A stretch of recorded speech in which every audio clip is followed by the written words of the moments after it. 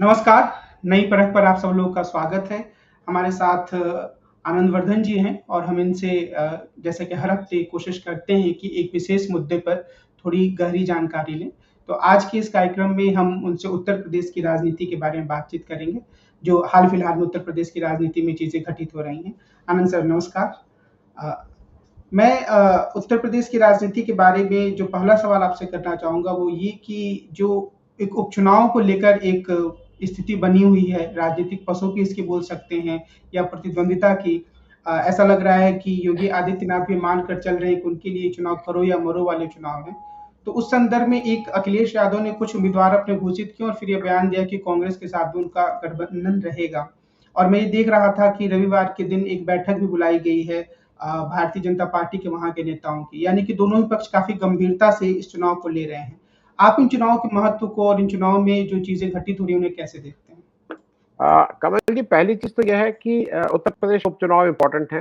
अ, शायद योगी जी के लिए ज्यादा इम्पोर्टेंट है क्योंकि जैसा कहा जा रहा है कि जब 2024 का लोकसभा चुनाव हुआ था तो उस समय कांग्रेस का जो शीर्ष नेतृत्व था, मतलब मोदी जी और अमित शाह, इनके यहाँ से इस तरह की कोशिश थी कि योगी जी को हटाया जाए और उनको जिम्मेदार बनाया जाए उत्तर प्रदेश की हार का, क्योंकि पूरे देश में जो सबसे करारी हार हुई थी उत्तर प्रदेश से हुई थी। वहां पे बीजेपी ने बहुत खराब परफॉर्म किया था। और उसकी जिम्मेदारी किसके सिर पे डाली जाए, ये लोग ढूंढ रहे थे और योगी जी ही को हटाना चाहते थे।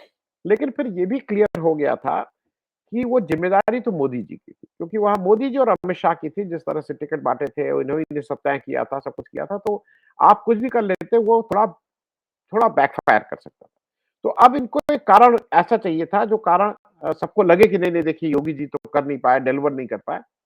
तो उसकी उस पृष्ठभूमि में ऐसा कहा गया कि चूंकि लोकसभा इलेक्शन में योगी जी का बिल्कुल क्लियर स्टैंड था कि टिकट सारे आपने बांटे थे, अपने मन से बांटे थे, मैं उसमें क्या कर सकता हूँ। इस बार उन्होंने बाई इलेक्शंस में ये जानते हुए कि बाई इलेक्शंस मुश्किल होंगे, क्योंकि 5 सीटें तो सपा के पास है, 3 सीटें बीजेपी के पास हैं, एक आरएलडी के पास थी और एक अपना एक और पार्टी, अपना दल या ओम प्रकाश राजभर की पार्टी के, या संजय, एक मतलब इनके सहयोगी दल एनडीए के थे। और ये सब ऐसी सीटें हैं जहां पे इन 5 सीटों में सपा में थोड़ा उनको हराना थोड़ा बहुत आसान चीज नहीं होगी। तो स्ट्रैटेजी ये दिल्ली में बैठे हुए भाजपा के नेतृत्व में बनाई कि इसमें योगी जी को फंसाओ, उनसे कहो कि आप ही फाइनल करिए, और चूंकि यहां से ये माना हुआ है कि ये लोग सारी सीटें नहीं जीत पाएंगे, जब ये हार जाएं तो इस बिना पे इनको हटाने का काम करें। अब मुझे ऐसा लगता है, अच्छा, इसके लिए योगी जी और बीजेपी पिछले 2 महीने से तैयारी कर रहे हैं, कोई आज नहीं कर रहे हैं। उन्होंने आज से 1.5-2 महीना पहले ही तय कर दिया था कि इस कंस्टिट्यूंसी में ये मंत्रियों की ड्यूटी लगी है बाय नेम, कि ये यहाँ देखेंगे, ये यहाँ देखेंगे, ये यहाँ देखेंगे। उसपे भी मतलब अलग-अलग जगह है, उप मुख्यमंत्रियों की भी ड्यूटी लगाई गई, सबकी सबकी ड्यूटी लगी है। तो योगी जी ने एक तो ताना-बाना ये बिन लिया कि केवल मेरी ज़िम्मेदारी नहीं, केशव मौर्य जी, ब्रजेश पाठक, इन सबकी भी ज़िम्मेदारी रहेगी अगर ये अपनी-अपनी सीट पे हारते हैं। और इन लोगों को जो सीट अलॉट की गई है, वो सीटें सपा वाली हैं, जो इतनी आसान नहीं रहेंगी। तो एक तो पृष्ठभूमि ये हो गई। अब दूसरा, उसके सामने मेरे हिसाब से एक चीज़ जिसको कहते हैं ब्लेसिंग इन डिसगाइज़ है, कि चूँकि कांग्रेस हरियाणा में इलेक्शन हार गई है, हार गई मतलब सरकार नहीं बना पाई, वैसे तो उसने 11% वोट इम्प्रूव किया, सीटें बढ़ाई, लेकिन क्योंकि सरकार नहीं बना पाई, तो कांग्रेस भी उतनी बार्गेनिंग पावर में नहीं रहेगी उत्तर प्रदेश में, जैसा उसके लोकल नेता कह रहे थे। उसके लोकल नेता तो 10 सीट पे लड़ने की बात कर रहे थे कि हम 10 सीट पे लड़ेंगे, संगठन ये है। वो पोस्चर जो था, और फिर वो शायद 3-4 से कम पे मान नहीं रहे थे। मुझे ऐसा उस समय भी था, आज भी है, कि इसमें उत्तर प्रदेश में इंडिया गठबंधन नहीं लड़ेगा, उसमें कहीं कोई दो राय नहीं है।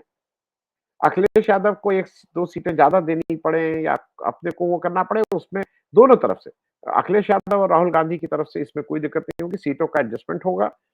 अब दूसरी बात यह है कि लोकल लेवल पे थोड़ा रिडीम, बीजेपी के लिए सबसे इंपॉर्टेंट है मिल्कीपुर वाली सीट, जहां से अवधेश प्रसाद जी एमएलए थे। वो इस्तीफा दिए हैं क्योंकि वो तो अयोध्या के एमपी हो गए हैं। उस जख्म को बीजेपी अभी तक भुला नहीं पा रही है। तो उस तीस को कम करने के लिए वो चाहती है कि मिल्कीपुर में उनकी सीट है, उससे वो किसी भी तरह से बीजेपी जीते। वहां पे अवधेश प्रसाद जी के लड़के के लड़ने की बात है। उसके अगेंस्ट बीजेपी के जो पुरानी टैक्टिक्स है वहाँ, उसके अगेंस्ट एक ऐसा ही कोई मामूली सा मुकदमा कर दिया है, ये कर दिया है। भूमिका ये भी हो सकती है कि इलेक्शन के समय उसको अंदर गिरफ्तार करके जेल में बुला लें, वो कुछ उस तरह की भूमिका है जो बीजेपी इसमें ये सब करती रहती है। लेकिन मुझे नहीं लगता है कि कोई ग्राउंड पे ऐसा इम्प्रूवमेंट हुआ है, जिसकी वजह से बीजेपी कंफर्टेबल पोज़ीशन में हो। 2024 के लोकसभा चुनाव के बाद ना बीजेपी के लिए कोई इम्प्रूव्ड स्थिति हुई है, ना सपा के लिए कोई ऐसी या सपा या इंडिया गठबंधन के लिए कोई ऐसी बात हुई है कि उनका वोट खिसका हो। वो अभी भी ठीक से हैं और थोड़ा एंथू ज़्यादा है और एक तरह से ये टेस्ट योगी जी और अखिलेश यादव दोनों लोगों के बीच का होगा क्योंकि इलेक्शन में ये 2 मुख्य किरदार होंगे, जिनको लगेगा कि उनकी साख दाँव पे है। तो इट इज़ बीजेपी और इंडिया गठबंधन एनडीए और इंडिया गठबंधन की जगह मैं इसको इलेक्शन को देख रहा हूँ, योगी वर्सेस अखिलेश यादव का इलेक्शन। कमल। मायावती जी ने एक बयान दिया है हरियाणा चुनाव के बाद, जैसा कि वो अक्सर गठबंधन में जब चुनाव लड़ती हैं तो ये कहती हैं, जिनके साथ उन्होंने गठबंधन किया, उनके वोटरों ने हमें वोट नहीं दिया। समाजवादी पार्टी के संदर्भ में उन्होंने ऐसा कहा था, जब पीछे वाला विधानसभा उन्होंने लड़ा था। नहीं, लोकसभा चुनाव उन्होंने लड़ा था 2019 का। तब उन्होंने ये कहा था समाजवादी पार्टी के संदर्भ में। उन्होंने फिर से बयान दिया है कि अब वो आने वाले समय में कोई गठबंधन करके चुनाव नहीं लड़ेंगे। क्या विधानसभा चुनाव जो उपचुनाव होने वाला है, उनकी पार्टी भी इसमें चुनाव लड़ रही है? एक तो मेरी जिज्ञासा ये है, और दूसरा ये कि क्या उनकी का ये फैसला है वो उत्तर प्रदेश की राजनीति में कोई प्रभाव डालेगा? उनकी राजनीतिक हैसियत अब इतनी बची है? 2 चीज़ें हैं, मेरे ख्याल ये तो उन्होंने ऑलरेडी अनाउंस कर दिया है कि वो 200 सीट पे चुनाव लड़ने जा रहे हैं। हालाँकि पारंपरिक रूप से बीएसपी पहले उपचुनाव में हिस्सा नहीं लेती थी, लेकिन उन्होंने पहले ही अनाउंस कर दिया। वहाँ पे 2 क्राइटेरिया मुझे लगते हैं जिस वजह से ये निर्णय लिया गया होगा। एक तो जब आपकी सेल लगी हो ना, वो टिकटों की सेल होती है वहाँ। तो अगर आप डिस्काउंटेड रेट पे सेल कर रहे हैं, तो आप कई जगह देखेंगे कि आप लोग साल भर सेल चलाते हैं। पहले सेल लगती थी दशहरा, दिवाली, होली के समय।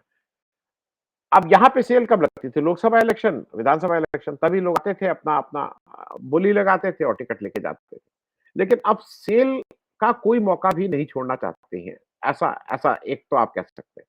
दूसरा जैसे बहुत से लोगों का ये मानना है और लोग इसको भी मानते हैं कि वो बीएसपी किसी और के इशारे पे इलेक्शन लड़ती है और बीएसपी अपने जीतने से ज़्यादा जो सामने वाली पार्टी है उसको कैसे हराया जाए इसमें ज़्यादा विश्वास रखती है। तभी वो उत्तर प्रदेश इलेक्शन लोकसभा इलेक्शन में भी लास्ट मिनट तक कैंडिडेट चेंज करते रहे। अगर ये कैंडिडेट है तो ये सूट करेगा, ये कैंडिडेट है तो ये सूट करेगा। उसको वोट कटवा कह लीजिए या कुछ कह लीजिए। हालाँकि अ, बीएसपी ने हरियाणा में जाके जब उसने आईएनएलडी के साथ शेयर किया, अब उनका कहना है कि 2 सीटें तो आईएनएलडी जीत गई। हम एक भी नहीं। अरे भाई, अब आप नहीं जीत पाए तो आईएनएलडी किसके लिए क्या करे? लेकिन मेरे हिसाब से मायावती जी का अब वो बात नहीं रह गई है। उनका अपना वोट बैंक धीरे-धीरे खिसकता जा रहा है और वो अब नाप मात्र को लोग कहते हैं वो जाटव वाला जो वोट है वो उनके साथ है। हालाँकि जाटव वाले वोट में एक व्यक्ति और आ गया है उसकी दावेदारी करने, चंद्रशेखर आज़ाद रावण जी। वो भी अब उसी वोट की दावेदारी करते हैं। लेकिन ओवरऑल अब वो बात नहीं रह गई है।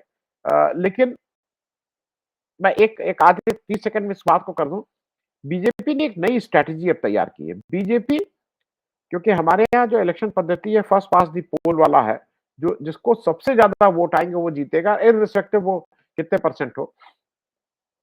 मतलब अगर 10 कैंडिडेट लड़ रहे हैं, 100 वोट हैं, तो जिसको 10-10 वोट सबको अगर आए तो जिसको 11 वोट अगर किसी के आ गए, तो वो 11 वाला जीत जाएगा इर्रिस्पेक्टिव कि 89 90 लोगों ने उसके न 89 लोगों ने उसके अगेंस्ट वोट किया हो या उसको उसको उसकी पहली चॉइस ना हो, उसको इस तरह से प्रेज़ेंट करें।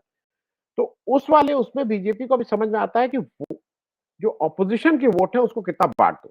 जो मेरे खिलाफ वोट है अगर वो फ्रेगमेंट कर दो, तो फिर मेरी संभावना जीतने की बढ़ जाती है।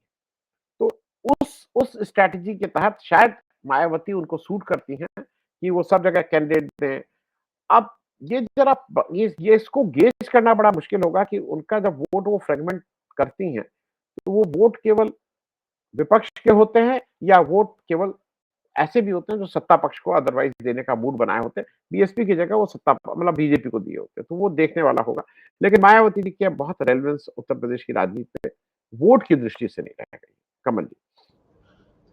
जयप्रकाश नारायण की जयंती के दिन 11 तारीख को एक उत्तर प्रदेश में काफी राजनीतिक हलचल देखने को मिली। अखिलेश यादव जाना चाहते थे उनको श्रद्धांजलि देने के लिए एक इंटरनेशनल सेंटर उनके नाम से बना है वहां मरम्मत हो रही है, ऐसा कह के सरकार ने उन्हें जाने नहीं दिया। इस तरह के हंगामे को हम किस रूप में देखें? क्या इस रूप में भी देख सकते हैं कि भाजपा और समाजवादी पार्टी दोनों ही जेपी पर अपना दावा कर रहे हैं, या हमें कैसे समझे इसे? मैं कमल जी इसको खराब स्ट्रैटेजी ऑफ बीजेपी मानता हूँ। पहली चीज, एक तो जेपी गांधी इस तरह के जो लोग हैं, उनके जन्मदिन पे अगर कोई जाके माला चढ़ाना चाहते हैं तो उसको कंट्रोवर्सी बनाने की कोई जरूरत नहीं होती है, ऐसा मेरा व्यक्तिगत मानना है। उसको अगर उस दिन अखिलेश यादव को जाने दिए होते तो अखिलेश यादव जाते, एक माला चढ़ाते, फोटो वोटो खिंचवाते। वो फोटो एक कहीं छोटे से कॉलम में, वो पहले पेज पे भी नहीं आती, कहीं अंदर आ जाती, जेपी की जन्मदिन के पे अखिलेश यादव ने जयप्रकाश जी की मूर्ति पे माला चढ़ाई। दिक्कत क्या है? दो चीजें हैं। पहली चीज यह है कि जब अखिलेश यादव वहां मूर्ति पे माला चढ़ाते हैं तो वो बीजेपी के निकम्मेपन का भी एक सर्टिफिकेट होता है। निकम्मापन मैं इसलिए बोल रहा हूँ, जो जेपी सेंटर है वो कोई 2,500-3,000 करोड़, मैं ठीक फिगर तुरंत मुझे नहीं याद है, लेकिन वो कुछ फिगर बड़ी है, 2-2,500 करोड़ के पैसे से वो जेपी सेंटर बना। उस जेपी सेंटर को अमिताभ बच्चन की आवाज में जेपी के ऊपर झांकी आंकी ये सब शुरू हो चुका था। मैं 2017 से पहले की बात कर रहा हूँ। वो कमेंट्री, वो एग्जीबिशन, वो सब प्रेक्षागृह, वो सब शुरू हो चुका था। चुनाव आ गया, अखिलेश उसको कंप्लीट नहीं कर पाए। ऐसा माना जा रहा था कि 10-12 करोड़ का और काम बचा है जो फिनिशिंग होती है और उसके बाद वो सेंटर शुरू हो जाएगा। इनफैक्ट उसकी मेंबरशिप भी रहेगी, इंडिया इंटरनेशनल सेंटर जैसा होगा। ये सारा कुछ हो गया था कितने, लेकिन बीजेपी सरकार की दिक्कत क्या है कि अगर उस नाम के पहले जेपी लगा है या लोहिया लगा है तो यहाँ पे लोहिया पार्क है, बहुत अच्छा सुबह घूमने। उस लोहिया पार्क लखनऊ में की मेंटेनेंस नहीं होती है ठीक से। वो जितना मेंटेन होना चाहिए वो नहीं होता है। इस समय लखनऊ शहर का सबसे स्पॉट जहाँ पे मॉर्निंग वॉक वाले सबसे ज्यादा आते हैं वो लोहिया पार्क है, लेकिन मेंटेनेंस उस तरह से नहीं करते हैं क्योंकि उसके साथ लोहिया जुड़ा है। उसकी उसकी घड़ी बहुत दिनों तक खराब थी, वो नहीं ठीक की गई। उसी तरह से जेपी सेंटर को नहीं कंप्लीट किया गया और वो कुछ इस तरह से पेश किया जाता है कि देखिए अखिलेश यादव जी का क्या वेस्टेज ऑफ मनी है, इस तरह का एक स्मारक के रूप में उसको खड़ा करते हैं। ये पिछले साल भी हुआ था। अखिलेश यादव कुछ गेट वेट फांद के चले गए थे और माला पहना दिए थे। इस साल सरकार ने वहां पे टिन शेड लगा के बैरिकेडिंग की, खूब पुलिस फोर्स लगाया और यही नहीं किया, अखिलेश यादव के आवास में भी उन्होंने बैरिकेडिंग करके उनको बाहर निकलने से रोक दिया। अब अगर उनको लगता है कि ये सब, बीजेपी को लगता है कि ये सब करके वो जेपी की विरासत के असली वारिस वो माने जाएंगे, तो मुझे लगता है उनकी गलतफहमी है। अखिलेश यादव को मुझे ऐसा लगता है कि घर बैठे बिठाए उनका जो वो काम करना चाहते थे या जो कम्युनिकेट वो अपने आप हो गया है। जेपी तो जेपी रहेंगे। आप उसको कंप्लीट नहीं कर रहे हैं, ये भी सिद्ध हो गया। आप कहीं न कहीं अखिलेश यादव के उस माला क्योंकि आपके मन में जिसको कहते हैं ना, मन में गिल्टी कॉन्शियस है इसलिए आप वहाँ पे माला नहीं चढ़ाने दे रहे हैं। तो वो वो मुझे लगता है कि इट हैज़ बूमरैंग और वो एक खराब ढंग से उसको हैंडल किया हुआ है। अब लेकिन बीजेपी तो इसी तरह से हैंडल करती है, वो उसका बीजेपी के बारे में क्या कहा जाए, वो बीजेपी इसी तरह से इसके लिए अखिलेश यादव का फायदा हुआ है इस पूरे एपिसोड कमल। एक आखिरी सवाल, अखिलेश यादव के उस आह्वान बोल सकते हैं, आग्रह बोल सकते हैं जो उन्होंने नीतीश कुमार से किया कि वो भारतीय जनता पार्टी से अलग हो जाएं, जो जयप्रकाश नारायण का सम्मान नहीं करते हैं, तो उनसे क्या जुड़कर रहना वगैरह वगैरह। कुछ इसकी चर्चा भी हुई हल्की फुल्की न्यूज चैनलों पे मैंने देखा। क्या आपको ये लगता है कि इस तरह की कोई संभावना बन सकती है, या बस ये आई गई घटना है, हमें उसी इसी रूप में लेना चाहिए? नहीं, अखिलेश यादव भी अब परिपक्व नेता हो गए हैं और वो कोई भी मौका ऐसा नहीं छोड़ते हैं जहाँ पे उनको देखिए, इस समय लोगों को अच्छा लगे या न लगे, देश के बैकवर्ड लीडर्स में सबसे बड़ा नाम अखिलेश यादव। 37 सीट के साथ वो अगर आते हैं, बैकवर्ड पॉलिटिक्स के वो इस समय सबसे बड़ा नाम है। और जब नीतीश जी से वो बात करते हैं तो नीतीश जी भले ही मुख्यमंत्री हों, लेकिन देखिए नीतीश जी के पास 16-17 एमपीज़ हैं, इनके पास 37 एमपीज़ हैं। तो वो मुझे लगता है कि वो बजाय नीतीश जी को इधर आने से ज़्यादा उनका आह्वान ये था कि जेपी जैसे मुद्दे पे भी अगर आप नहीं बोलते हैं, आप चुप रहते हैं, तो कहीं न कहीं आप में सत्ता का लोभ है, एक तो ये कम्युनिकेट करना चाहते थे। थोड़ा चुटकी भी ले रहे थे कि वहाँ कहाँ बैठे हुए हैं जहाँ जेपी विरोधी लोग हैं। उस कई चीज़ों का कम्युनिकेशन था। अब नीतीश जी के बारे में तो अब इस समय भाई ये कहना किसी के लिए भी बहुत मुश्किल है कि वो कब इधर आएँगे, कब उधर जाएँगे। उन्होंने अपनी स्थिति ऐसी कर ली है, एक अच्छा नेता जो इस देश के प्राइम मिनिस्टर की रेस में था, उसने अपनी गति ऐसी बना ली है कि मुझे दुःख होता है कि जिसके बारे में अब ये है कि भैया कभी भी आ जा सकते हैं, इनके बारे में कुछ भी कहना अ, संभव नहीं है। कभी भी पलटी मार सकते हैं इसको बोलते हैं। कमल जी। आज की इस बातचीत को हम यहीं विराम देते हैं। अगले हफ्ते हम फिर आनंद जी से देश की राजनीति की किसी एक खास महत्वपूर्ण पहलू पर विस्तार से चर्चा करेंगे। आज की बातचीत के लिए आनंद सर आपको बहुत-बहुत धन्यवाद। नमस्कार। Thank you, thank you.